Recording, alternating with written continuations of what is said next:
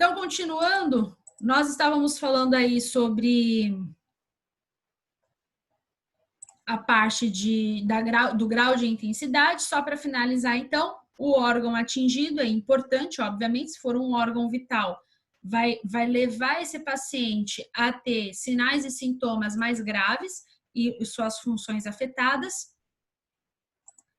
A associação de um parasita com outra espécie, então, às vezes, pode ter uma gravidade por conta disso. O grau da resposta imune, falei um pouquinho antes do intervalo sobre isso, ou inflamatória desencadeada. Então, dependendo desse paciente, desse parasita e desse organismo que foi atingido, desse hospedeiro, pode ser muito pior se a resposta inflamatória ela for muito muito alta, né? Então, essa pessoa desenvolve uma febre muito alta, e essa resposta inflamatória vai causar, então, outros sinais e sintomas, afetar outros órgãos, causar outros problemas, ou até pessoas que têm comorbidades. Então, printou essa tela? Entenderam essa parte? Vamos continuar. Essa daqui também, ó, é outra tela que precisa estar aí gravadinho no caderno de vocês, na memória de vocês. Isso, Bruna, imunidade baixa, exatamente. É que a gente não fala, a partir do momento que eu dei sistema imunológico para vocês, a gente não fala mais imunidade baixa, a gente fala resposta imune lenta, né? Que eu tinha explicado lá o que era a resposta imune. A Fernanda perguntou um negócio, a Rose já respondeu. Então tá ótimo, vamos continuar. Então, aí, ó, outra tela para vocês printarem e estudarem. Qual a definição de parasitologia? Lembrando que essa definição também tem na apostila. Ciência que estuda os organismos que vivem no interior e exterior de outro hospedeiro, ou de um hospedeiro, obtendo alimento às expensas de seu hospedeiro, consumindo-lhe os tecidos e humores ou o conteúdo intestinal. Então, o que significa isso? Parasitologia vai estudar os micro-organismos ou organismos, nem sempre é micro-organismo, até porque a gente falou, né, da sanguessuga, do piolho, da sarna. Esses bichinhos, eles são externos, então nem sempre é interno, e nem sempre é micro-organismo. E ele vai consumir o seu hospedeiro, ele vai se alimentar ou de partes do seu hospedeiro ou daquilo que o hospedeiro comeu, né, dos nutrientes do seu hospedeiro, ok? A parasitologia na prática abrange o estudo de quê? Então, a gente falou aqui, ó, qual é a definição para parasitologia? Definição. E na prática, ela estuda o quê? Vai estudar os protozoários, os eumintos, artrópodes, onde a maioria dos parasitos de importância médica e veterinária estão situados. Então, a intenção aqui é onde estão, onde vivem, como vivem. Basicamente isso, só que dos parasitas, aqueles que precisam de um hospedeiro para se alimentar, se reproduzir, sobreviver, crescer, amadurecer. Tudo bem? Então, aqui, ó, definição de parasitologia. É o estudo desses bichinhos, desses micro-organismos e organismos que se utilizam de um hospedeiro para viver. Isso, Rose, basicamente isso, eu lembrei disso. E na prática vai estudar, então, quais micro-organismos, quais organismos? Protozoários, eumintos, artrópodes, onde a maioria deles vivem, como vivem, para que vivem, do que vivem, e essa importância, ela tem uma importância grande médica e veterinária para a gente conseguir evitar as doenças causadas pelos parasitos, tá? Pelos parasitos, tá certo? É isso mesmo, certo? Qual é a forma? Esses slides, gente, ó, daqui, dessa parte importante para frente, é tudo coisa assim, básico do básico que vocês vão precisar aí para essa semana, tá bom?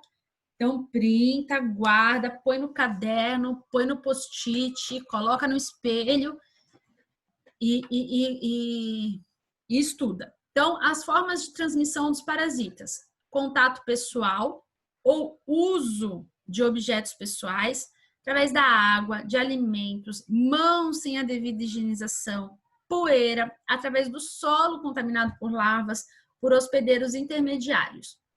Então, assim, o nível de contaminação, as formas de contaminação, lembrem do que eu falei.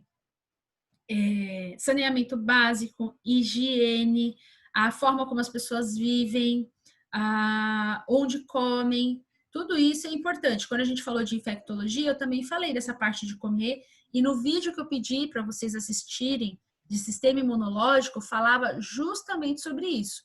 Então, no vídeo mostra uma partezinha que é tipo um filminho com explicação. Que o rapaz está resfriado, está gripado, então ele espirra, ele tosse, e depois ele vai e come o salgadinho. Tá num bar e ele come o salgadinho. Então, a contaminação do que ele tossiu, ele passa para o salgadinho. Aí a colega vem, é amendoim, se não me engano. Aí a colega vem, põe a mão, ela tem contato com aqueles micro-organismos. Depois ele pega o dinheiro e paga, o copo que ele pega e bebe, tudo vai ficando. É legal que eles mostram numa luz fluorescente, e aí você consegue ver como se fosse a contaminação. Então, como os micro-organismos a gente não consegue enxergar, às vezes a gente não percebe essa contaminação. As larvas também, elas são microscópicas, então areias, né, campo de esses rapazes que jogam futebol descalço nesses campos onde passam bichos rastejantes, caramujo e assim por diante, tem um risco muito grande de ter contato, né? Nadar em água de rio, nadar em açude, beber dessa água, mesmo que sem querer, tem que tomar bastante cuidado, porque são formas de transmissão desses parasitos. Isso, Rose, exatamente. É isso mesmo. Por isso que eu dei aquele exemplo anteriormente, né? Aqui, ó. Aqui. Da esquistossomose. Olha o caramujo aí. Certo? Beleza. Olha aí, ó. Reforçando o que a gente tinha conversado, só que de uma forma colocada um pouquinho diferente. Tá assim, Andressa, tá certinho. Classificação, quanto à classificação dos parasitos, seguindo o critério da localização. Então, seguindo o critério da localização, endoparasita, que se localizam nas partes internas dos hospedeiros. Lembra que a gente acabou de falar? Só dando aquela revisão nos pontos mais importantes. Então, as tênias, as solitárias, a lombriga e o esquistossomo são exemplos de endoparasita. Então, lembra que endoparasita, dentro, né, eu tenho, quanto à classificação, a localização, classificação pedindo localização, eu lembro de endoparasita. No caso de classificação de parasitos, seguindo o critério de número de células, nós temos os unicelulares, mas aqui o foco foi para pluricelulares, nessa revisão do que a gente acabou de ver. Pluricelulares são os organismos formados por um conjunto de células semelhantes e interdependentes, que desempenham uma ou mais funções, são, portanto, os organismos eucariontes. Um exemplo são os eumintos, certo? Então, de localização, endocariontes, aqui nesse exemplo, e de número de células pluricelulares. Printaram? Posso adiante? Eu mandei essa aula para vocês lá no Google Sala de Aula, hoje de manhã, tá? Um pouquinho antes de entrar na aula.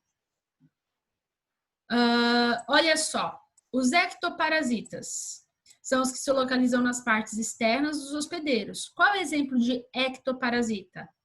Sanguessuga, piolho, pulga. Lembra que eu falei que essa parte era aquela revisando do que a gente acabou de ver? Então, tá aí de uma forma bem resumidinha o que vocês vão precisar. E os unicelulares? Ele explica novamente, né? Possui uma única célula que apresenta núcleo organizado. Aqui o foco é o exemplo. Qual é o exemplo de unicelulares? Protozoários e bactérias. Isso, tem sanguessuga, principalmente nesses rios, né, de água mais parada. Aqueles rios de água corrente são mais difíceis de ter sanguessuga, mas naqueles rios de água parada, tipo lagoa, essas coisas assim, tá? Outro pontinho aí que eu gostaria que vocês printassem, ou copiassem, ou colocassem no caderno, enfim. A ação patogênica dos parasitos é muito variável, podendo ser apresentado. A ação patogênica é a ação que aquele parasito no organismo vai causar, caracterizando sinais e sintomas da doença. Então, ação patogênica. Quais são essas ações? Expoliativa, tóxica, mecânica, traumática e irritativa. Tá escrito errado aí, ó. Irritativa e anóxia. Deixa eu corrigir isso aqui.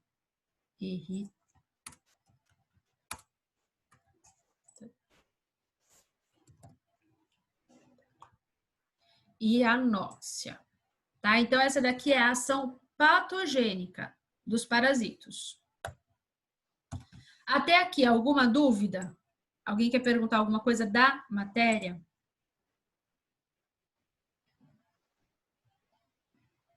Não?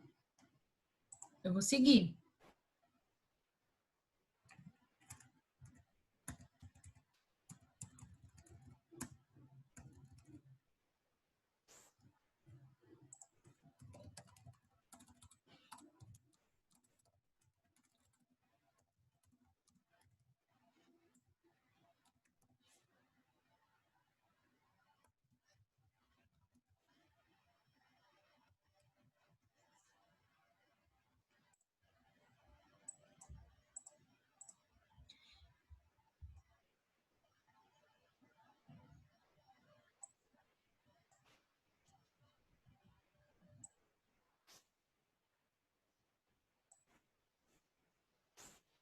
Vamos lá.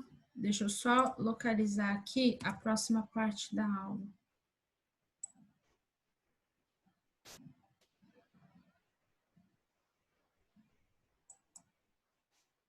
Naquela cultura, naquela região, eles poderiam acreditar que através de provocar sangria, provocar vômito, provocar ou fazer lavagem intestinal, isso ia limpar todo o organismo, isso era a solução. Então, nós temos exemplos de coisas bizarras no decorrer da história da medicina. Quem gosta desse assunto, tenta estudar sobre a história da medicina.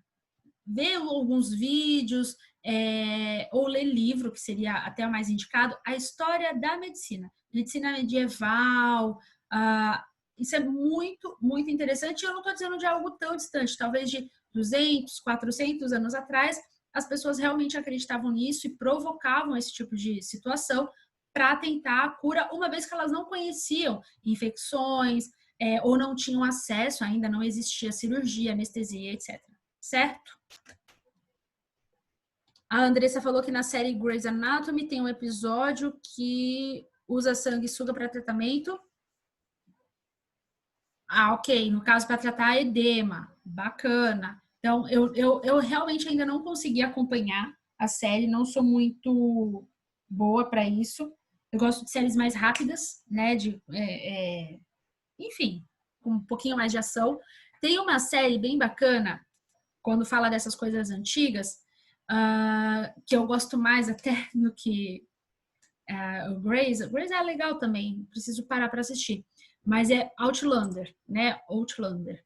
Então, quem gosta aí um pouquinho de romance, misturado com enfermagem e tal, uma enfermeira que volta no tempo.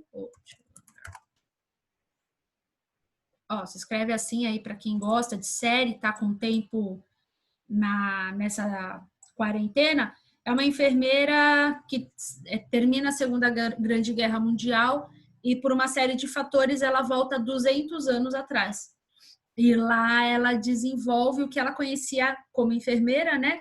Ela desenvolve há 200 anos atrás e aí consegue mostrar, por exemplo, como que era tratada a fratura, como que era tratada a hemorragia, como que era tratada a alergia, como era tratada quando alguém comia alguma coisa envenenado, né? Até descobrir. É bem interessante, bem interessante. serve mais como para auxiliar na história da medicina em si.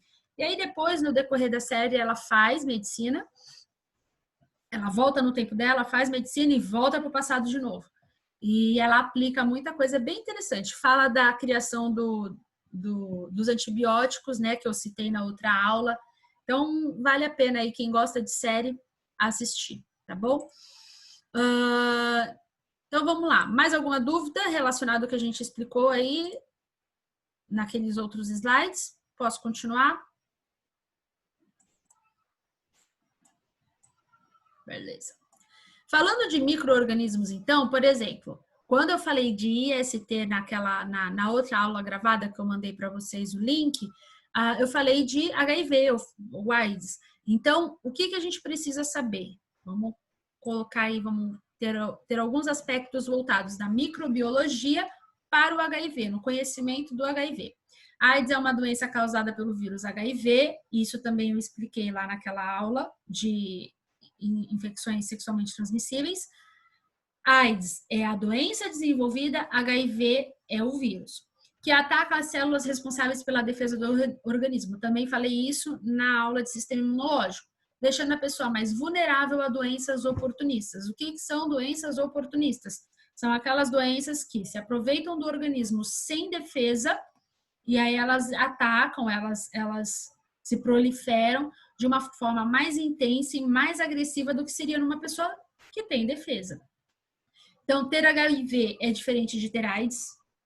Eu posso ter o vírus e não desenvolver. Isso, Camila. João, queria perguntar alguma coisa? Vou mutar o microfone então, tá, João? Se quiser falar, pode abrir de novo. Na verdade, existem várias infecções que são oportunistas e que acabam prejudicando a pessoa que tem o HIV muito mais do que uma pessoa que não tem, que tenha uma defesa, que tenha um sistema imunológico saudável. Não tem problema, João. Fica tranquilo, acontece. Sou aluna também, uso o Zoom também e de vez em quando dou umas minhas mancadas como aluna. Então, vamos lá. Então, ter HIV é ter o vírus. Tem pessoas que têm o HIV e por algum motivo, aí tem um motivo na microbiologia, não desenvolve a doença, ok? Definição de caso. O indivíduo está acometido por AIDS quando apresenta teste positivo para o HIV ou os anticorpos contra o HIV, apresenta uma contagem de linfócito T auxiliares, helper, drasticamente reduzida, porque lembra que o HIV ele vai matar a defesa? Então, ele mata esses linfócitos T. Quem lembra do sistema imunológico vai lembrar aí quando eu expliquei dos linfócitos T. Diga, Rose. É uma pergunta ou uma afirmação?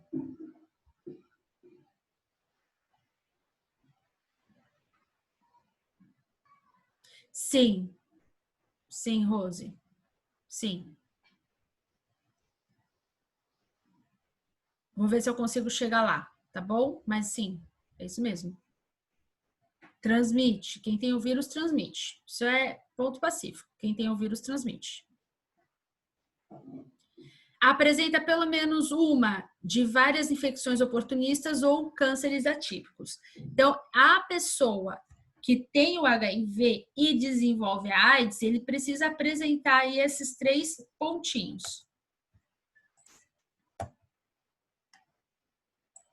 Então, vamos lá. Transmissão, eu falei no IST, e quase todo mundo já sabe. Via sexual, vaginal, anal ou oral. Não importa a forma de sexo, não importa se é rapidinho, se é demorado, se é no motel, se é na saída da balada, se é no carro, em cima da moto, não interessa. Teve relacionamento sexual sem preservativo, né? Teve contato de fluidos, mucosa com mucosa, acabou. Você tem risco de transmissão, há o risco de transmissão do HIV. Existe a transmissão vertical, então a gente tem a transmissão horizontal, que é essa por via sexual. Quando a gente fala de transmissão vertical, nós estamos falando então de mãe para filho. Lembra da árvore genealógica, né? Então, na árvore genealógica, a gente tem a mãe, e quando a gente vai descrever o filho, a gente não descreve verticalmente. Usa isso para tentar lembrar quando é horizontal e quando é vertical. Então, quando for vertical, a mãe infecta o filho, ou na gestação, ou no parto, ou na amamentação. Se por acaso, isso, Rose, exatamente, né? A Rose está traduzindo a parte técnica para o popular lá no chat. Se por acaso a mãe descobre no início da gestação que tem HIV, então fica mais fácil, aí vai usar os antirretrovirais, vai fazer todo o acompanhamento bonitinho, obviamente vai evitar parto normal, parto vaginal e amamentação, para evitar a contaminação do bebê, evitar a transmissão vertical. Transfusão de sangue contaminado com HIV, olha, aí é uma grande discussão, né? Hoje, todo o sangue, ele é testado inúmeras vezes de diversas formas. Tem um teste rápido na hora que a pessoa vai fazer a doação, existe o questionário que você preenche, né, de grupo de risco ou não, e os testes são feitos depois da doação. Então, hoje é muito difícil acontecer do sangue estar contaminado numa transfusão. Mas, por que é sempre colocado dessa forma? Existem outras situações. Por exemplo, eu estava acompanhando um documentário sobre guerras, né, campo de guerra e tudo. Às vezes, nessas situações, não tem tempo de fazer todos os testes que a gente faz num laboratório, num banco de sangue. Nesse caso, é mais difícil, pode ser mais difícil de detectar, por exemplo, o HIV. E isso caberia mais para antigamente, quando não tinham todos os testes que nós temos hoje. Então, hoje é considerado aí 99,9% de segurança na transfusão sanguínea. Instrumentos que furam ou cortam não esterilizados, contaminados com HIV. Então, os perfuro-cortantes foi usado numa pessoa e você usa em outra. Em que situação isso acontece mais comumente? Compartilhamento de seringas em usuários de drogas injetáveis, tá? Fora isso, não deveria acontecer, né? Então, poderia acontecer num acidente com perfuro-cortante de um profissional da saúde, mas se seguir lá NR32, todas as normas, enfim, regulamentos que a gente passa para vocês, não tem como. Sintomas: infecção aguda, os primeiros sintomas parecidos com o de uma gripe, febre, mal-estar constante, então gripe recorrente ou resfriado recorrente, garganta inflamada recorrente. Existe um período assintomático que pode durar por anos, a pessoa ficar, né, não sentir nada, não ter nada. Essa infecção aguda, esses sinais e sintomas iniciais, eles podem aparecer quando a pessoa está com a imunidade, a resposta imunológica mais lenta, por algum motivo. Então, a imunidade caiu por algum motivo, a pessoa está muito cansada, não dorme direito, não come direito, não faz atividade física, enfim, e aí aparece como se fosse uma gripe, um mal-estar geral.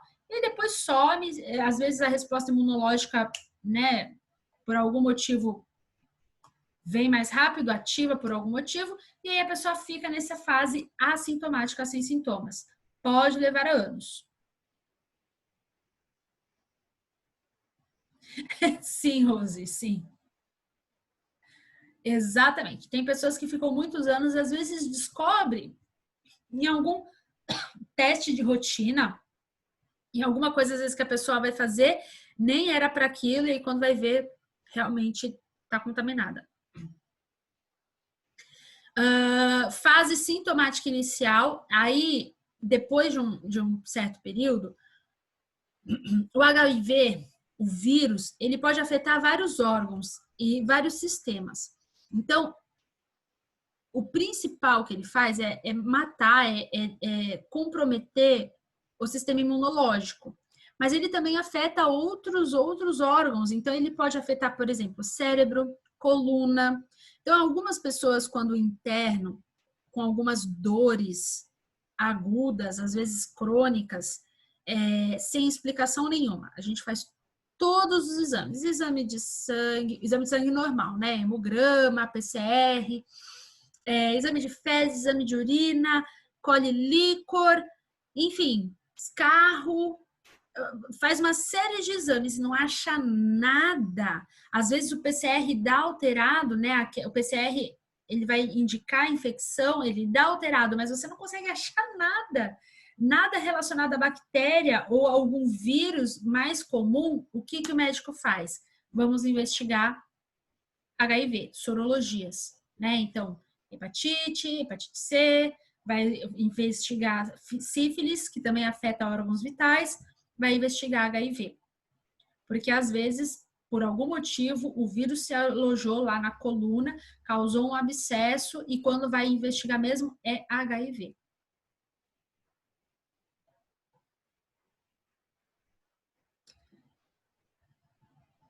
Rose, querida, te adoro, meu amor. Febre, diarreia, suores noturnos e emagrecimento sem explicação, né? Depois eu posso até incluir aí, ó. Quer ver? Sem... Ui, até sair do slide, Jesus. Emagrecimento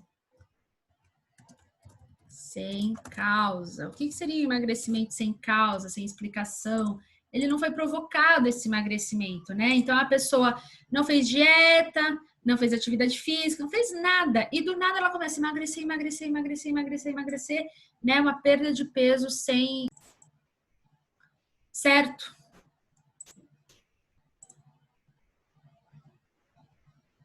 É, exatamente, Andressa, acho que explica. Então, a soma desses sinais e sintomas, quando ele não é justificado por outra coisa, é bom investigar, né, para ver se pode ter alguma ligação. Então, febre, beleza, tem febre, mas não tem mais nenhum outro sinal e sintoma de infecção, né, não tem garganta inflamada, nada. Diarreia, foi alguma coisa que comeu? Não foi?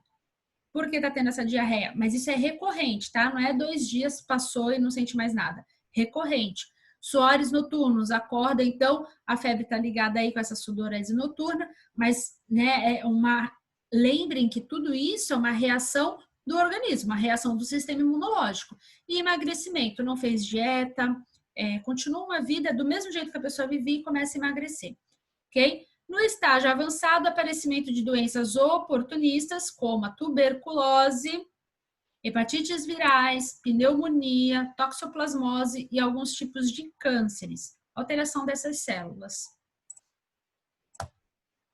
Olha só, é um assunto muito interessante o HIV, é que o nosso tempo é curtinho, mas vamos lá. O vírus HIV. O vírus é classificado como membro da família Retroviridae, subfamília da ortorretroviridae, do gênero lentivírus, ok? Então, eles vão pegar o vírus e eles vão começar a estudar e tá dentro dessa família que desenvolve isso, os subtipos do vírus. O HIV é um retrovírus.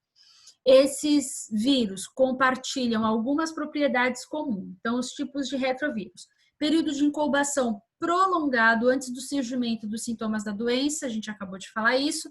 A infecção das células do sangue e do sistema nervoso, olha o que eu falei, coluna, cérebro, olha o que eu falei. Supressão do sistema imune, ok? Contar uma história, a gente tem 1 minuto e 40, não vai dar para contar história nenhuma. Aqui está a estrutura do HIV. Eu já contei essa história em farmacologia, tenho quase certeza. Da paciente que tinha uma dor na coluna crônica, ninguém achava o que era, o médico pediu a sorologia, descobriu HIV. Chamou a equipe inteira para contar, né? Uma família, falei, né, Rose? Uma família, uma moça jovem, 30 e poucos anos.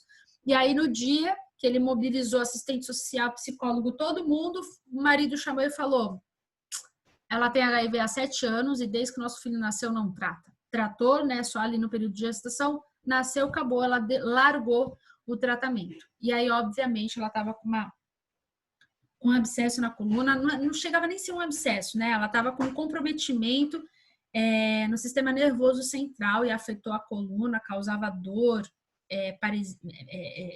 paresia, né, nas pernas, então, nos membros inferiores.